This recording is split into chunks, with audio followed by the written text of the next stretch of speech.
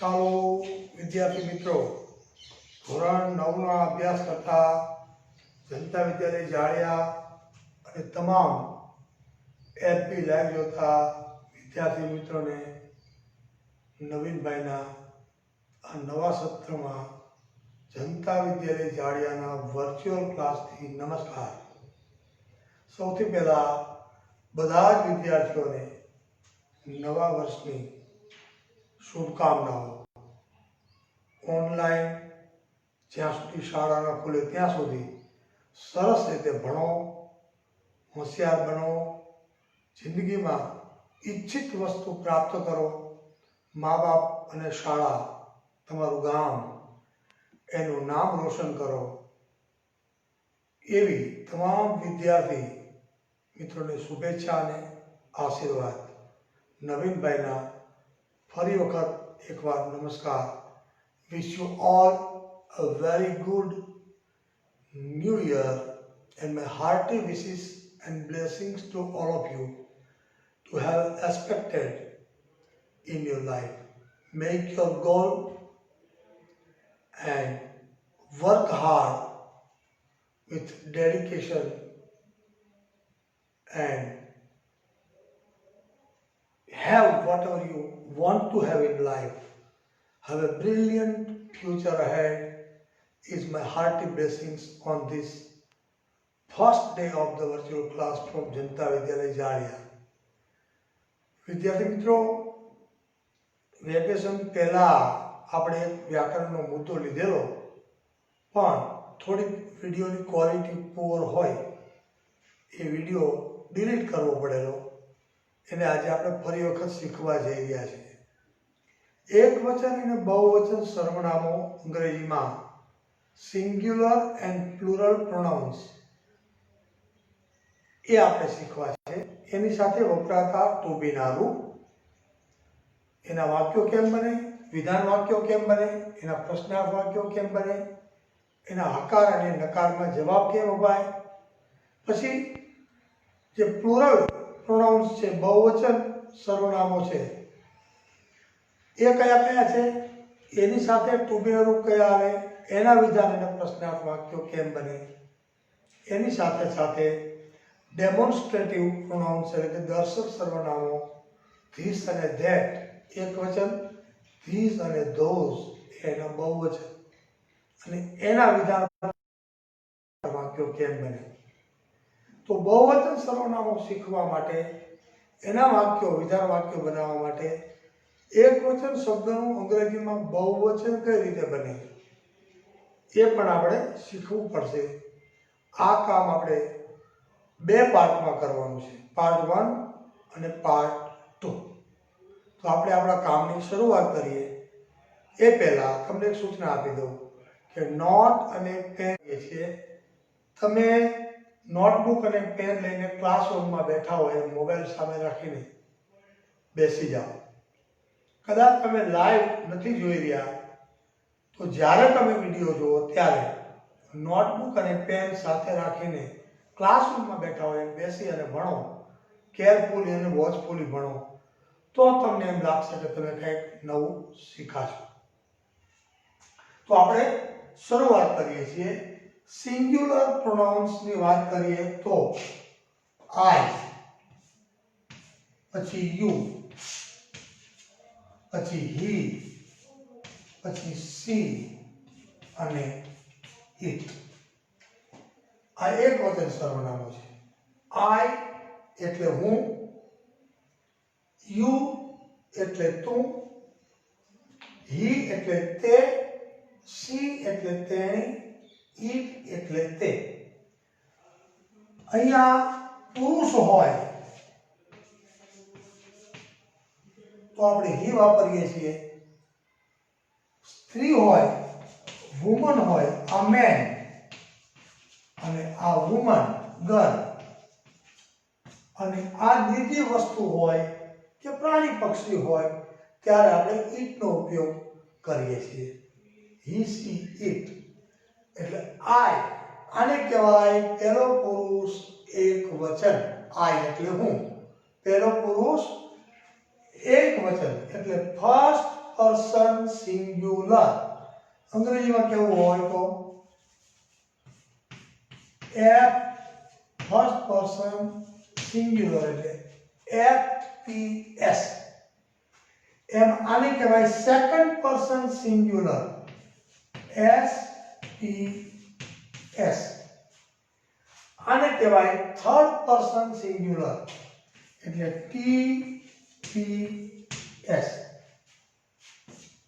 ફરી વખત સાંભળી લેજો I એટલે હું ફર્સ્ટ પર્સન સિંગ્યુલર પહેલો પુરુષ એકવચન યુ SPS એટલે સેકન્ડ પર્સન સિંગ્યુલર બીજો પુરુષ એકવચન he she it ત્રીજો પુરુષ એકવચન થર્ડ પર્સન સિંગ્યુલર બરોબર પહેલો પુરુષ એકવચન I એટલે હું બીજો પુરુષ એકવચન યુ એટલે તું ત્રીજો પુરુષ એકવચન he હોય તો એ પુરુષ માટે છોકરા માટે વાપરીએ she હોય તો સ્ત્રી માટે કે છોકરી માટે વાપરીએ it હોય તો કોઈ પણ નિર્જીવ વસ્તુ હોય અથવા તો પ્રાણી પક્ષી હોય એના માટે વાપરીએ તો first person singular I second person singular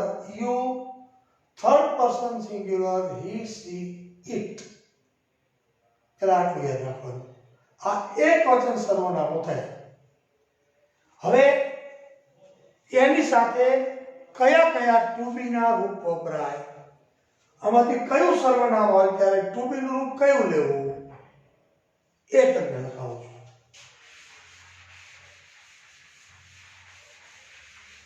પહેલો પુરુષ એક વચન I હોય તો એની સાથે ટુ બી નું રૂપ આપણે વાપરીએ છીએ એમ બીજો પુરુષ એક વચન યુ હોય એની સાથે ટુ બી નું રૂપ વાપરીએ છીએ આ અને આ ત્રણે he she અને it એ ત્રણેય ત્રીજો પુરુષ એક વચન એની સાથે ટુ બી નું રૂપ વાપરીએ છીએ is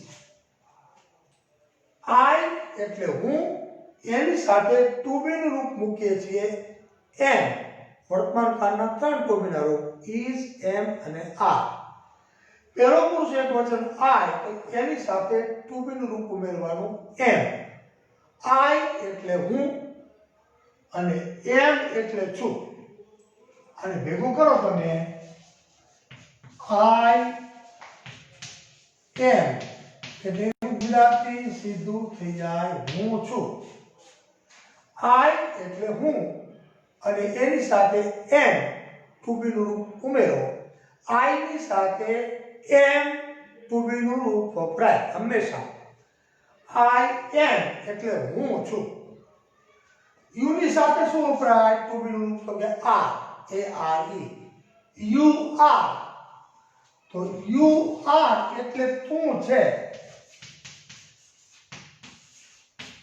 તું છે I am હું છું you are તો તું છે પછી he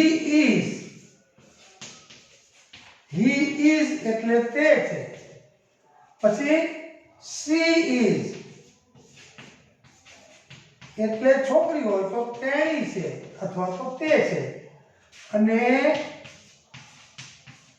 it is એટલે પણ તે છે પહેલા આટલું યાદ રાખવાનું સાવ સિમ્પલ I am હું છું you are તું છે you એટલે તું અને are એટલે છે બેને જોડીએ you are એટલે તું છે he she it ત્રણેય સાથે he is she is it is એટલે તે છે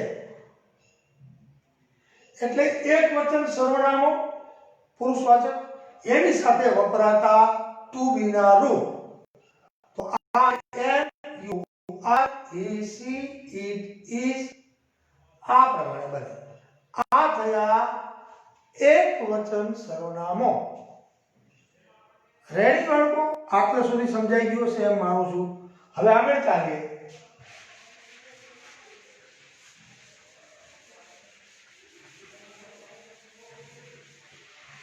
હવે આ સિંગ્યુલર છે, સિંગ્યુલર એટલે એકવચન, સિંગ્યુલર પ્રોનાઉન્સ કહેવાય આપણે. હવે આપણે પ્લુરલ, પ્લુરલ પ્રોનાઉન્સ અને આ છે સિંગ્યુલર પ્રોનાઉન્સ.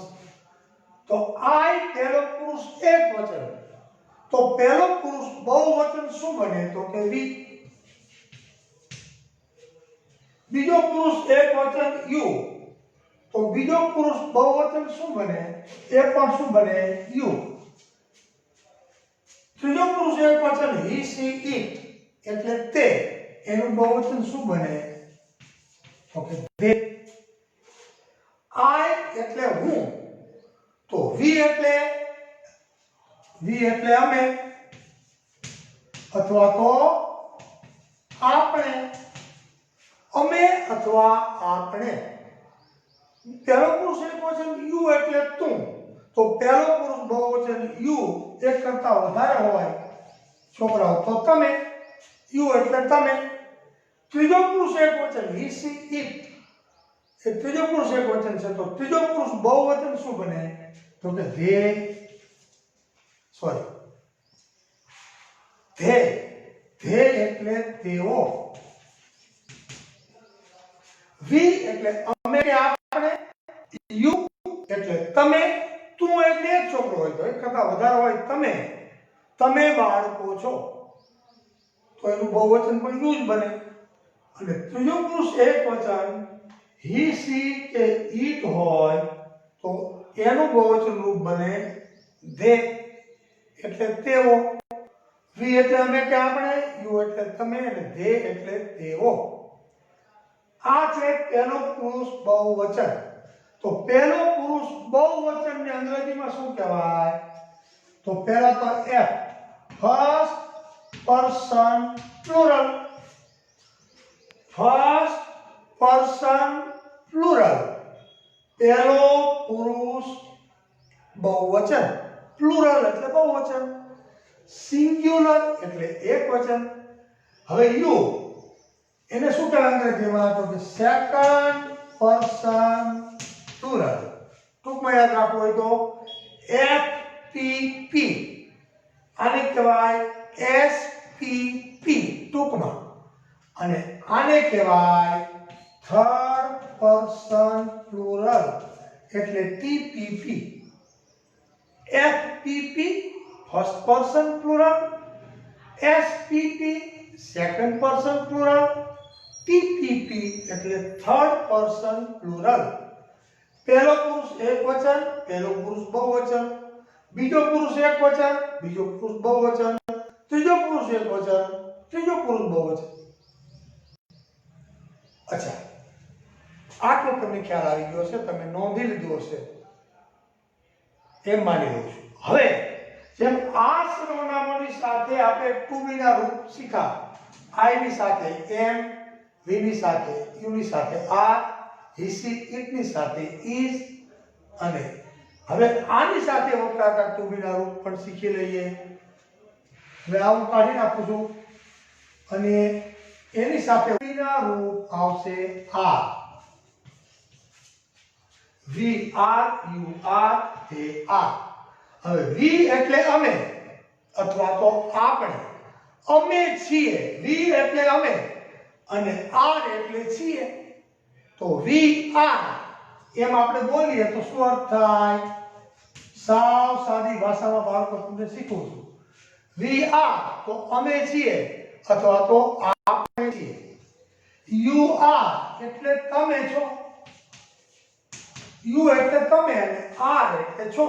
એની સાથે ટુ બી નું ઉમેરી ભેગું કરો, યુ આર તો તમે છો, અને ધે આર એટલે તેઓ છે.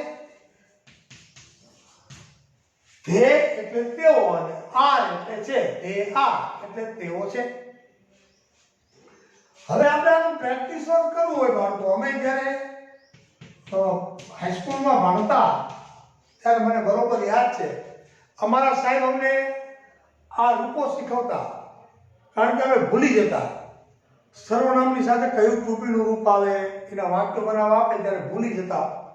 એટલે અમારા ડીએમ ભટ્ટી સાહેબ એક હતા, મને બરોબર સ્મરણ છે, 25 વર્ષ પહેલાની વાત કરું, 26 વર્ષ પહેલા. તો અમે ક્લાસમાં સાહેબ અમને આમ ટેબલ વગાડીને પ્રેક્ટિસ કરાવતા, રૂપો કાયદેસર ગવડાવતા, પોતે આમ ટેબલ ઉપર વગાડતા જાય અને બધો ક્લાસ એક સાથે બોલતો જાય. તમે પણ મારી સાથે આ રીતે બોલી શકો. એ કેમ કરતા? અમને આ રીતે રૂપો પાકા કરાવતા, સર્વનામો તૈયાર કરાવતા. પછી સાહેબ જો આમ ટેબલ વગાડે, તમે મારી સાથે બોલજો. I am V R U R U R E C T is they are. Again. I am V R U R U R E C T is they are.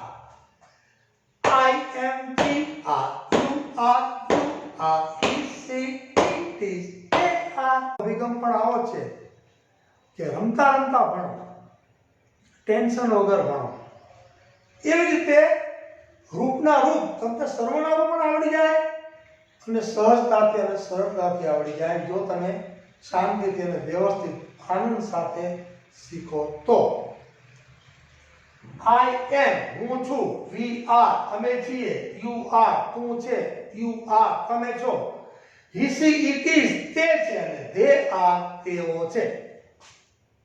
આટલો ખ્યાલ આવી ગયો. હવે આપણે આગળ ચાલીએ એક સ્ટેપ.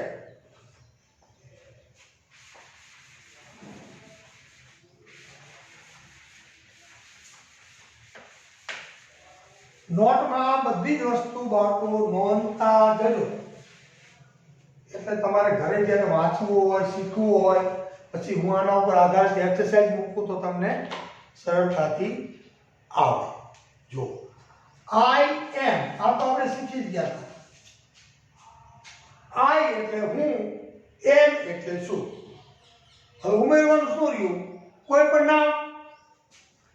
નામ ઉમેરો. હું એમ કહું હું નવીનભાઈ છું તો I am નવીનભાઈ. અહીંયા પૂર્ણ વિરામ કરવાનું, વાક્ય પૂરું થયું. આ વિધાન વાક્ય બની ગયું. I am Navinbhai. I am Nitaben. I am Sureshbhai. I am Kiritbhai. I am Narendrabhai. whatever your name is, સ્ત્રી હોય કે પુરુષ, I દ્વારા તમે આવા ઘણા બધા વાક્યો પ્રેક્ટિસ માટે બનાવી શકો. પછી તું નવીનભાઈ છે એમ કેવું હોય તો આપણે યુ નો ઉપયોગ કરીએ. You are Navinbhai. You are Navinbhai. You are Saralaben. You are Nitaben. You are Narendrabhai. You are Prakashbhai. You are Rameshbhai. whatever your name is. I થી વાક્યો બને એવા જ વાક્યો પાછા યુ થી બને. પણ he થી બનાવવા હોય તો he લેવાનું. he is Navinbhai. ત્રીજો પુરુષ એકવચન હોય તો. દાખલા તરીકે આપણી આસપાસ હું અહીંયા ઊભો છું, એક વિદ્યાર્થી અહીંયા ઊભો છે, બરોબર, એક વિદ્યાર્થી આમ દૂર ઊભો છે. તો હું એમ કહું, હું બધાનો મારો પરિચય આપું, I am Navinbhai. You are Prakashbhai. He is Naresh અથવા he is Nareshbhai. She is Nehaben. I am Prakashbhai. You are Navinbhai. She is Nita. He is Suresh. હું નવીનભાઈ છું, તું પ્રકાશભાઈ છે, તે નરેશ છે, તેણી નેહા છે. નામ બદલો, પ્રેક્ટિસ કરો. I am Navinbhai. You are Navinbhai. He is Navinbhai. પણ જો she નો ઉપયોગ કરો તો કોઈ પણ બેનનું નામ લેવાનું. She is Nehaben. She is Nitaben. She is Saralaben. She is Miraben. whatever the name is. આ એક વચન સર્વનામનો ઉપયોગ કરીને આપણે બનાવેલા વિધાન વાક્યો છે. આ બધા વિધાન વાક્યો છે. હવે વિધાન વાક્યોને પ્રશ્નાર્થ બનાવી હકાર અને નકારમાં જવાબ કેમ આપવા એ આપણે જોઈએ. હવે આઈ એમ નવીનભાઈ વાક્ય છે, આ માની લો કે વિધાન વાક્ય છે. અંગ્રેજીમાં એને શું કહેવાય? એફર્મેટિવ સેન્ટેન્સ, એટલે વિધાન વાક્ય. પછી પ્રશ્નાર્થ વાક્ય, એને શું કહેવાય અંગ્રેજીમાં? Interrogative sentence. પછી પોઝિટિવ સેન્ટેન્સ એટલે હકાર વાક્ય અને નેગેટિવ સેન્ટેન્સ એટલે નકાર વાક્ય. આઈ એમ નવીનભાઈ આ વિધાન વાક્ય છે. અને પ્રશ્નાર્થ બનાવવો હોય તો શું કરવાનું બાળકો? આટલું જ યાદ રાખવાનું. સર્વનામની સાથે વપરાયેલું જે ટુ બી નું રૂપ હોય એને પ્રશ્નાર્થ વાક્યમાં આગળ લેવાનું. તો આની સાથે વપરાયેલું ટુ બી નું રૂપ એટલે એમ ને આગળ લેવાનું એટલે વાક્ય પ્રશ્નાર્થ બની જાય. તો એમને આગળ લ્યો તો એ કેવો કરવો પડે? તો કે કેપિટલ. કેપિટલ એટલે પહેલી એબીસીડી નો અક્ષર. તો એમ આઈ નવીનભાઈ, એમ આઈ નવીનભાઈ, આઈ એમ નવીનભાઈ. એમ આઈ નવીનભાઈ? તો કે યસ. હકારમાં જવાબ આપો તો અહીં અલ્પવિરામ. યસ આઈ એમ નવીનભાઈ. નકારમાં જવાબ આપો. કોઈ વાક્યને તમારે નેગેટિવ બનાવવું હોય, નકાર બનાવવું હોય તો સિમ્પલ. પૂર્ણવિરામ મૂકવાનું ભૂલવાનું નહીં. નકાર વાક્યમાં નોટ મૂકવાનું, ટુ બી ના રૂપ પછી નોટ લેવાનું એટલે નકાર બની જાય. પ્રસ્તાવ બનાવો ત્યારે ટુ બી ના રૂપને આગળ લ્યો ત્યારે પછી કરતા એક આઈ સર્વનામ એવું છે. I is always capital. I ને કોઈ દિવસ તમે સ્મોલ કરી શકતા નથી. બાકીનું સર્વનામ હોય તો ટુ બી ના રૂપને આગળ લ્યો પછી પાછળ સર્વનામ જાય ત્યારે એનો પહેલો અક્ષર સ્મોલ થઈ જાય. આ પણ યાદ રાખવાનું. પણ આઈ માં નહીં. આઈ હંમેશા કેપિટલ રહેશે. હવે આ જ વાક્યની અંદર જુઓ તમે. આ જ વાક્યમાં હું એક બીજું ઉદાહરણ આપું. એની અંદર હું હી વાપરું છું. હી.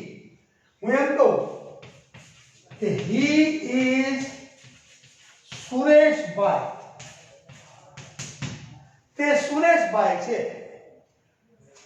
હવે આને પ્રશ્નાર્થ બનાવો તો ટુ બી નું આગળ લઉં તો આઈ કેવો થઈ જાય? નિયમ પ્રમાણે યાદ રાખવાનું. આઈ હંમેશા કેવો થઈ જાય? કેપિટલ. ઇઝ નો આઈ આગળ લ્યો તો હી પાછળ જાય તો આ એચ કેપિટલ છે અહીંયા જો, કારણ કે અહીંથી વાક્ય શરૂ થયું છે. પણ ટુ બી ના રૂપને આગળ લઈને હી પાછળ જાય તો અહીંયા એચ સ્મોલ થઈ જાવો જોઈએ. આઈ નો થાય. આઈ કેપિટલ છે પણ હી હોય તો હી નો એચ અહીંયા સ્મોલ થઈ જાય. Is he Sureshbhai?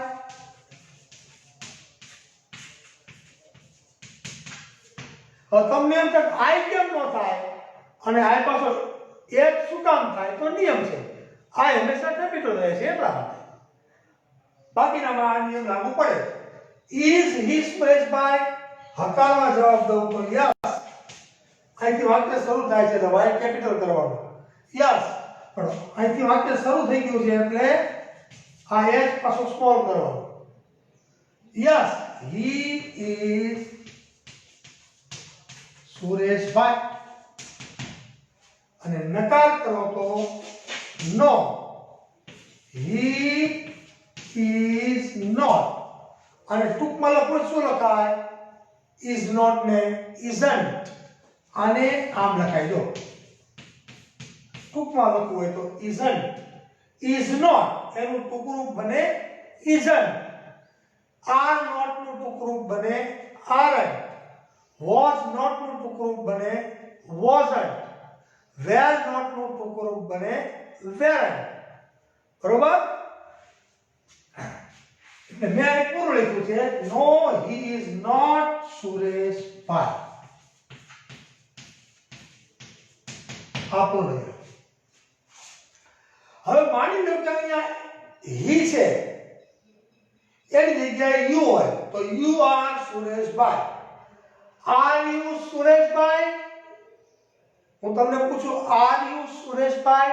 તો યુ થી પ્રશ્ન પૂછો હોય ત્યારે ધ્યાન શું રાખવાનું કે જ્યારે તમે હકાર અને નકારના જવાબ આપો ત્યારે અહીંયા એનો જવાબ આઈ થી આપવાનો.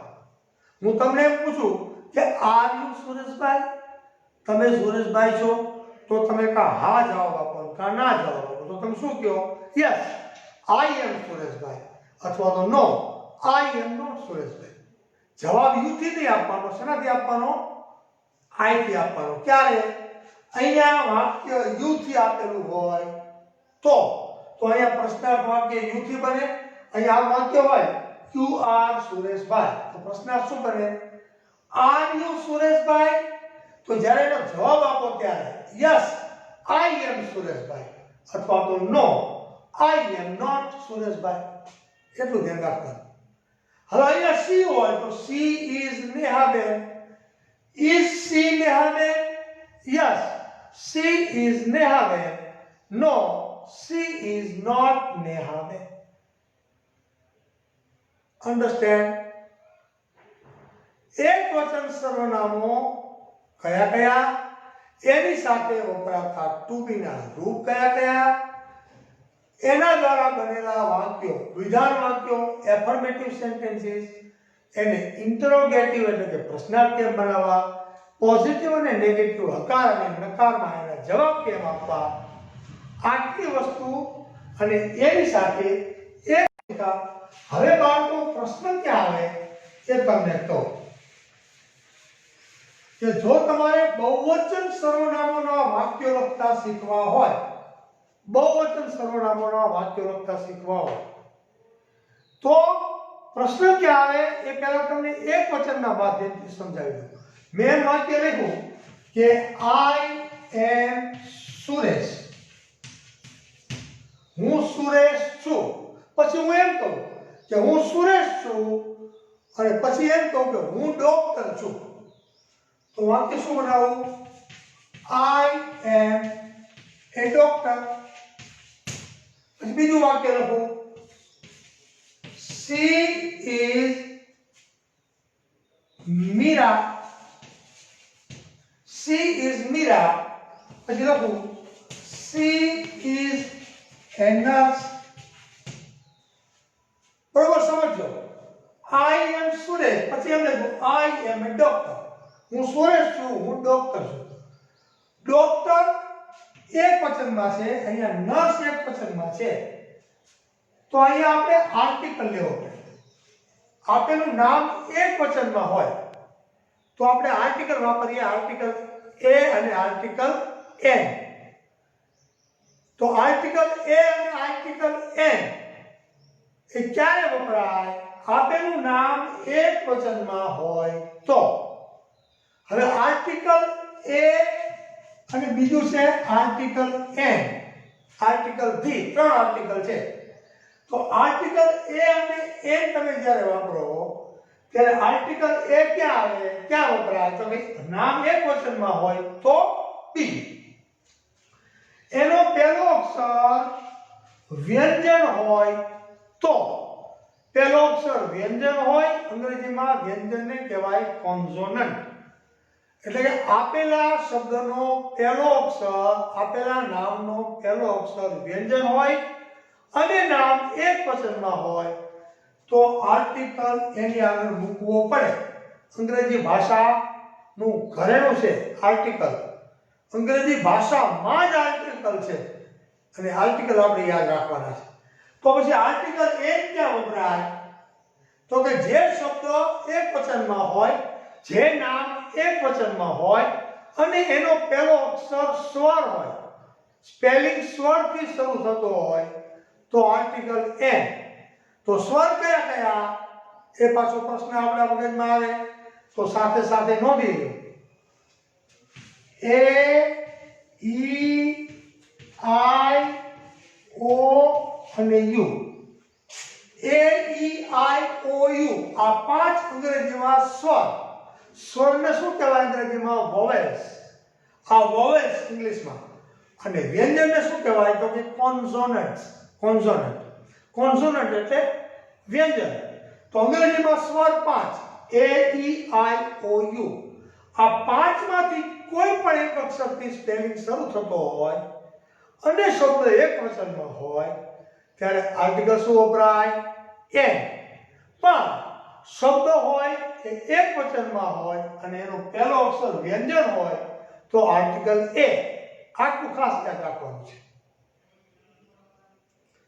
બરોબર? હવે હું એમ કહું,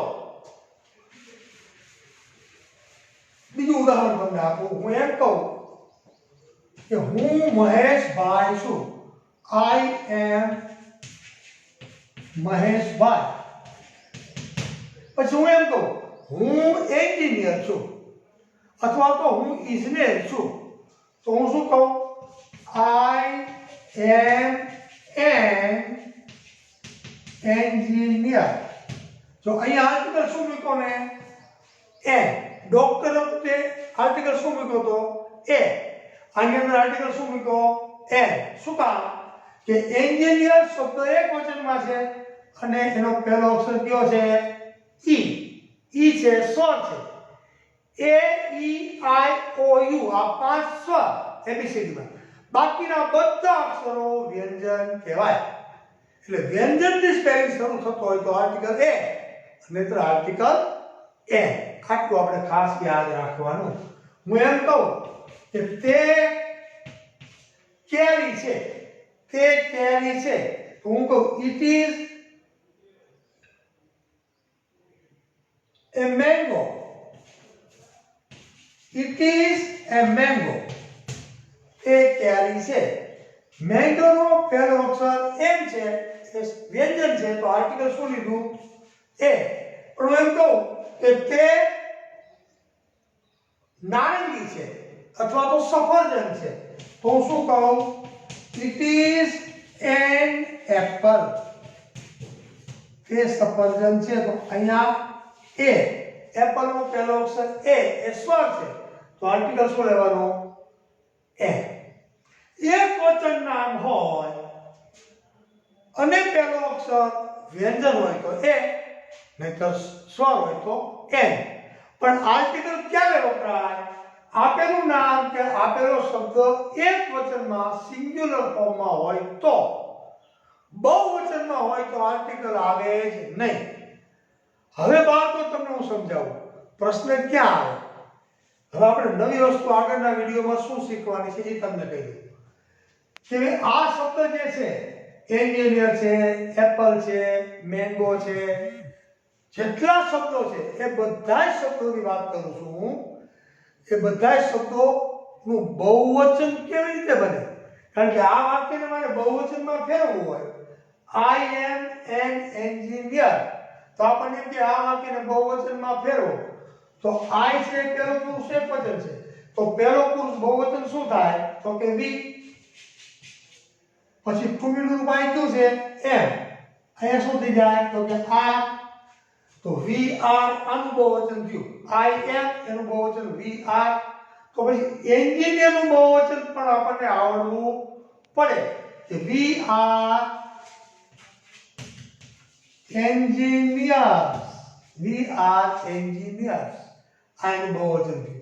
તો અંગ્રેજીમાં એકવચન શબ્દનું બહુવચન કેમ બનાવવું, કેમ કરવું એ શીખીએ તો જ આપણે એકવચનવાળા વાક્યોને બહુવચનમાં કેમ ફેરવાય એ વસ્તુ આપણને આવડે. એ હવે આપણે બીજા પાર્ટમાં આ વિડિયો કન્ટિન્યુ કરશું. Part 1 is over here. અહીંયા પાર્ટ 1 વિડિયો પૂરો કરું છું. બહુ લાંબો વિડિયો થઈ જશે માટે. અને બીજા પાર્ટમાં પાછા આપણે થોડી વારમાં મળીએ ત્યારે એકવચન શબ્દનું બહુવચન કેમ કરવું અને એના વાક્યને પાછા પ્રશ્નાર્થ, હકાર, નકાર કેમ બનાવવા એ વસ્તુ શીખશું અને આજનું કામ પૂરું કરશું. ત્યાં સુધી પહેલા પાર્ટનો વિડિયો પૂરો કરું છું. આવજો વિદ્યાર્થી મિત્રો. બીજા પાર્ટમાં થોડી જ વારમાં ફ્રેશ થઈને પાછા ફરી મળીએ છીએ. શાંતિથી શીખજો, દાનતથી શીખજો. ન આવડે ત્યાં કોલ કરીને મને ગમે ત્યારે મેસેજ કરીને મને પૂછી શકો છો, પણ શીખજો દિલથી તો આપણું કામ જે કર્યું છે એ ઉગશે, આપણને પરિણામ મળશે. આવજો બધા. જય શ્રી કૃષ્ણ. બાય.